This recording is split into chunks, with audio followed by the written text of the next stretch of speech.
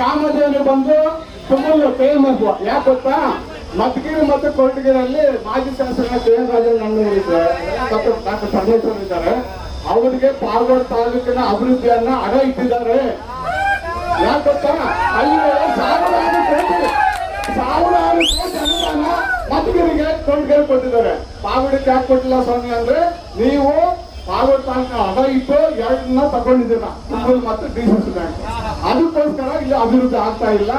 ಎಲ್ಲ ಕೊರಟಗೆರೆ ಮತ್ತು ಮಧುಗಿರಿ ಮಾಡ್ಕೊಳ್ತಾ ಇದ್ದಾರೆ. ಇದು ಪರಿಸ್ಥಿತಿ ಇರೋದು.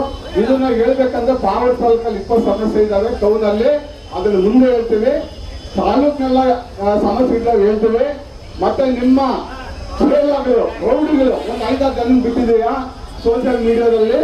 ಆ 5-6 ಜನ ಅವಾಚ್ಯ ಶಬ್ದಗಳಿಂದ ನಿಲ್ಸೋದು, ಒಯ್ಯೋದು ಎಲ್ಲ ಮಾಡ್ತಾ ಇದಾರೆ. ಡೆಫಾಮೇಷನ್ ಕೇಸ್ ಮಾಡ್ಬೇಕಂತ ಮಾಡಿದೀವಿ.